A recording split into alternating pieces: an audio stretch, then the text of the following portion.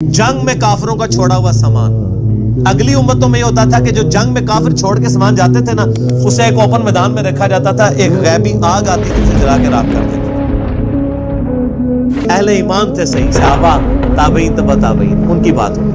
700 kilometre दूर था तबूक। आज भी तबूक अरब के अंदर मौजूद है। 5 खुसूसियात। जमीन सजदा का, माले गनीमत हलाल कर दिया गया।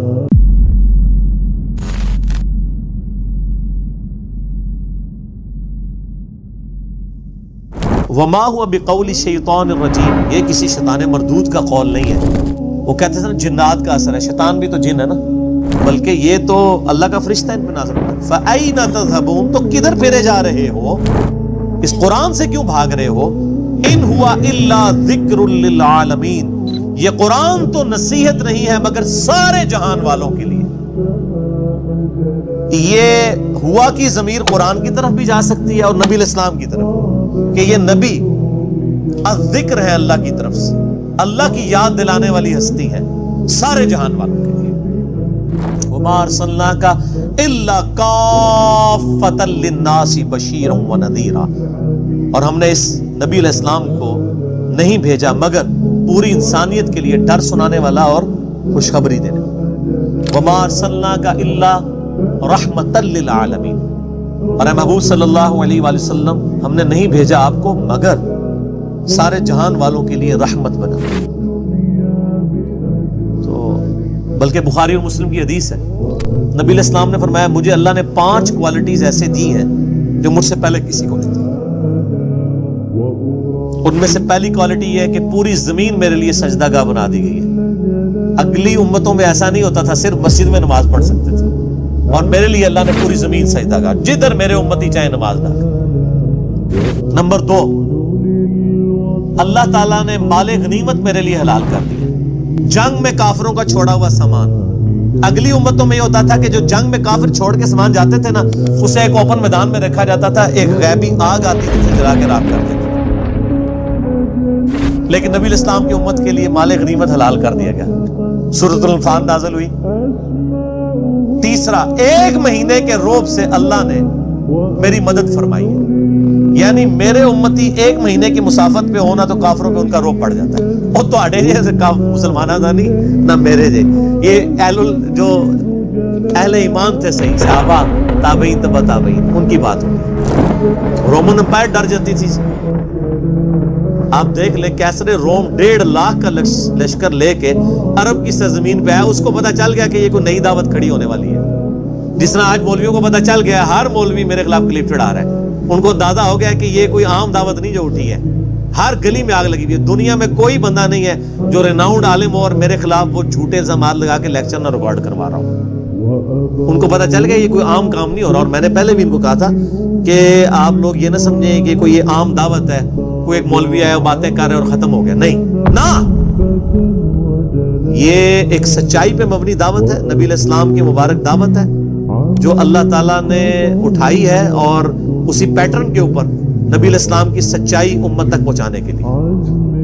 तो इसके खिलाफ आप खड़े होंगे तो अल्लाह ताला आपको एक्सपोज कर देगा अपनी इमाम के सामने, क्योंकि ये सच्चाई है कुरान और हदीस में जो है।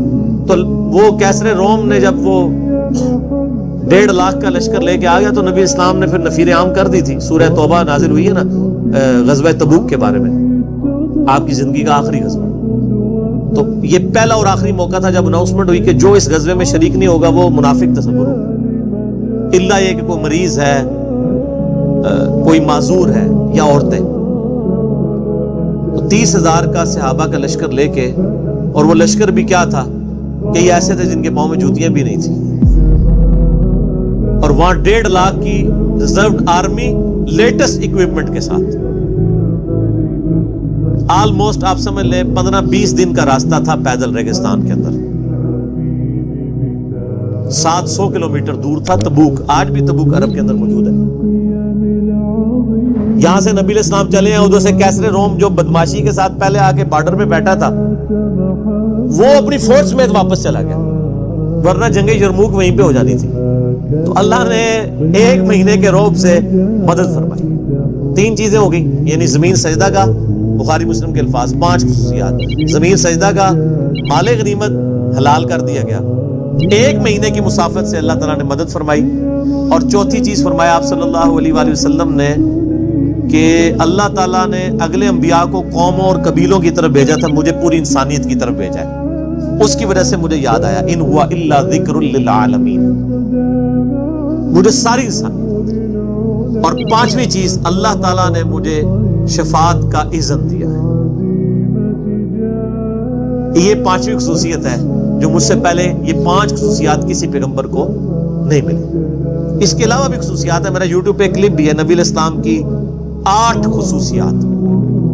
مسلم شریف کی ایک حدیث میں ہے کہ ایک اور خصوصیت ہے کہ اللہ تعالیٰ نے ختم نبوت میرے اوپر فرما دی ہے، نبوت اپنے آخری درجے میں میرے اوپر مکمل ہوگی. یہ نبی علیہ السلام کی خصوصیت اسی صورت میں ہے کہ آپ کے بعد کوئی پیغمبر نہیں آنا، ورنہ تو یہ خصوصیت نہ رہتی.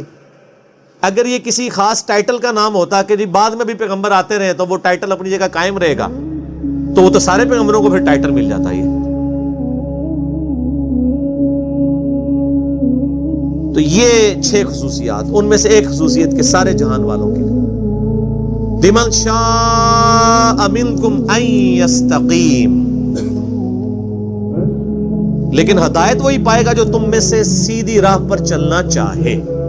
بڑی امپورٹنٹ بات ہے کہ یہ قرآن سے، نبی علیہ السلام کی مبارک تعلیمات سے ہدایت اسے ملے گی جو خود بھی چلنا چاہے.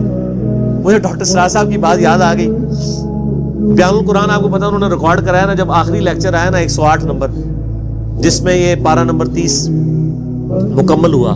ان کے 108 لیکچروں میں ہوا، ہمارا 334واں چل رہا ہے، 3 ٹائم سے بھی زیادہ ہو جائیں گے. تو اینڈ پہ انہوں نے کہا میں دعا کرواتا ہوں، لیکن دعا کرانے سے پہلے انہوں نے بڑی پیاری بات کی. انہوں نے کہا یہ دعا اسی کے لیے ہے جو واقعی چینج ہونا چاہتا ہے.